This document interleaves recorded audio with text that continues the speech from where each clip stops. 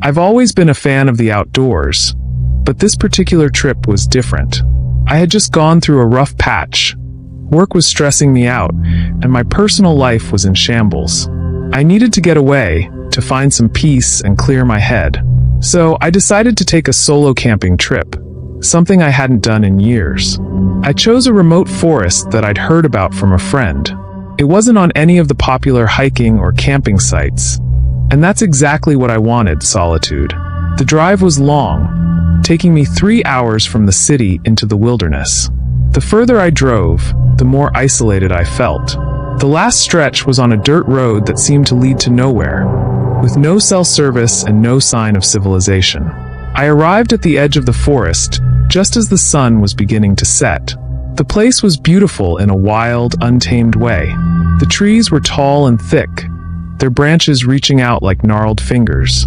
There was a small clearing where I set up my tent and built a fire. The air was crisp, with that distinct autumn chill, and the sky was a deep orange, fading into purple as the night approached. As I sat by the fire, I felt a strange sense of calm. The silence was almost unnerving, but I welcomed it. It was the kind of quiet that you only find far away from the noise of the city. A silence so deep that you can hear your own heartbeat. I closed my eyes, letting the warmth of the fire seep into my bones, and for the first time in weeks, I felt at peace. But that peace was short-lived.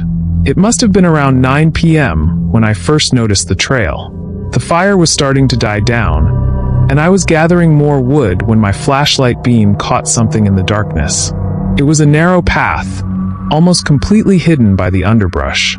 I hadn't seen it when I first arrived, and it looked like it hadn't been used in years. Curiosity got the better of me. I grabbed my flashlight and decided to explore the trail. As I walked, the trees seemed to close in around me, their branches forming a canopy that blocked out the moonlight.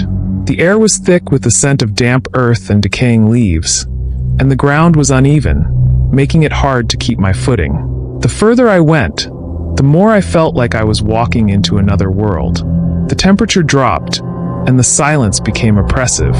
There was no wind, no rustling leaves, no sounds of wildlife, just the crunch of my boots on the dead leaves and the faint sound of my own breathing. I should have turned back, but something compelled me to keep going. After what felt like hours, I stumbled upon a clearing, and there it was, the cabin. It was old, probably over a century, with rotting wood and a sagging roof. The windows were shattered, and the door hung off its hinges, creaking in the breeze that had suddenly picked up. The sight of it sent a shiver down my spine, but I couldn't look away. I felt drawn to it, like it was calling me. I approached the cabin cautiously, my flashlight flickering as if the batteries were dying. The closer I got, the more uneasy I felt. The air was thick with a sense of foreboding, and I couldn't shake the feeling that I was being watched. But I pushed the thought aside and stepped through the doorway. The inside of the cabin was even worse than the outside. Dust covered every surface, and cobwebs hung from the ceiling like curtains. The furniture was old and decayed, with stuffing spilling out of the cushions and wood that looked like it would crumble at a touch. But what caught my attention were the symbols carved into the floor. They were strange, unlike anything I'd ever seen before. They formed a circle in the center of the room, with lines and shapes that seemed to twist and writhe as I looked at them. I knelt down to get a closer look, and that's when I heard it, the whisper. At first, it was so soft that I thought it was just the wind, but it grew louder, more distinct, like someone was standing right behind me, speaking in a language I couldn't understand. My heart raced as I spun around, but there was no one there. The cabin was empty, yet the whisper continued, now accompanied by the sound of footsteps coming from the other room. I backed away, my flashlight flickering more violently, casting long, dancing shadows on the walls. The air grew colder, and I could see my breath forming clouds in front of me. The footsteps grew louder, closer, until they seemed to be right next to me. But I was alone, completely and utterly alone. I bolted for the door, my heart pounding in my chest. But as I stepped outside, the world seemed to shift around me. The forest, once still and silent, was now alive with sound. rustling leaves, snapping branches, and the faint sound of whispering voices all around me. The trail I had followed was gone, replaced by a dense wall of trees that seemed to have grown closer together, trapping me. Panic set in as I realized I was lost, completely disoriented. The whispers grew louder, now coming from all directions, and the temperature continued to drop. My flashlight flickered once more before going out completely, plunging me into darkness. I fumbled for my phone, but there was no signal, no light. Nothing but the oppressive darkness and the whispers that seemed to be inside my head. I stumbled through the trees, trying to find my way back, but the forest seemed to twist and change with every step. The trees loomed over me, their branches reaching out like claws, and the ground was soft, like it was trying to swallow me whole. The whispers turned into low, guttural voices, speaking in a language that made my skin crawl. Finally, after what felt like an eternity, I saw a faint light through the trees. I ran towards it desperate and burst into my campsite, but something was wrong. The fire was out, my tent was shredded, and my belongings were scattered across the ground as if a wild animal had torn through them. But there were no tracks, no signs of any creature, just destruction. I stood there frozen, trying to make sense of what I was seeing. That's when I heard it, a low, rumbling growl, coming from the darkness just beyond the reach of my flashlight. I turned, and there it was, a figure barely visible in the shadows, standing at the edge of the trees. It was tall, impossibly tall, with long, thin limbs and eyes that glowed faintly in the darkness. For a moment, I was paralyzed with fear, unable to move or even breathe. The figure stepped closer, its movements slow and deliberate, and I felt a wave of cold wash over me. It didn't have a face, just those glowing eyes staring into my soul. I could feel it watching me, studying me, as if deciding what to do next. That was the breaking point. I grabbed what little I could and ran to my car, not daring to look back. The forest seemed to close in around me as I ran, the trees twisting and contorting like they were alive, trying to trap me. But I made it to the car, fumbling with the keys as I started the engine and sped away. As I drove down the dirt road, I glanced in the rearview mirror, half expecting to see the figure following me.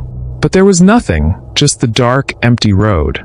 I didn't stop driving until I was miles away, back on the main highway, with the lights of the city in the distance. Only then did I allow myself to breathe, to try and make sense of what had just happened. But the nightmare wasn't over. When I got home, I tried to put the experience out of my mind, convincing myself that it was just my imagination.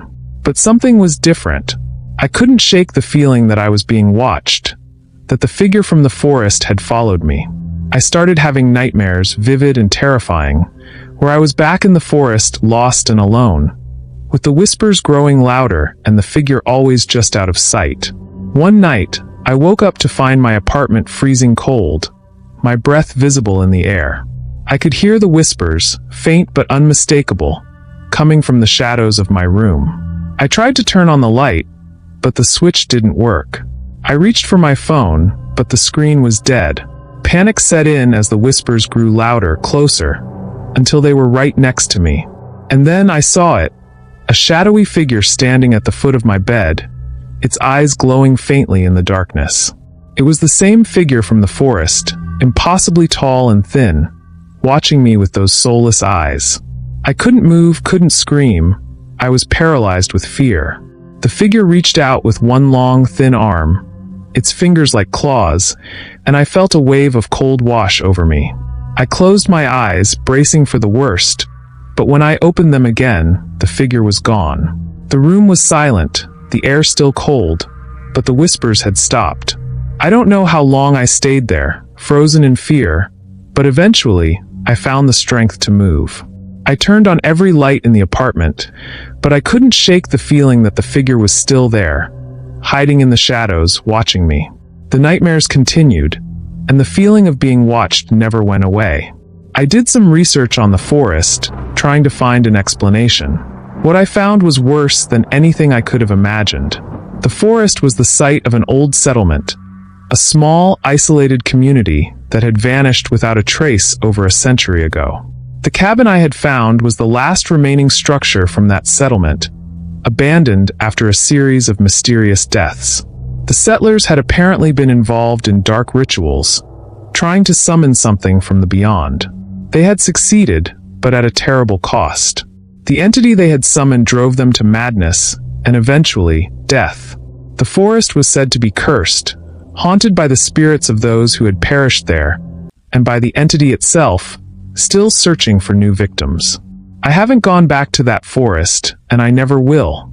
But the nightmares continue, and the feeling of being watched never leaves me.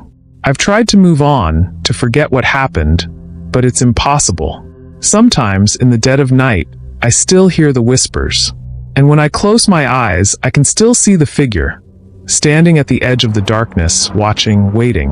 Whatever I encountered in that forest, it's not done with me. And I'm terrified that one day, it will find a way back into my life. Until then, all I can do is try to keep the lights on and pray that it stays in the shadows where it belongs.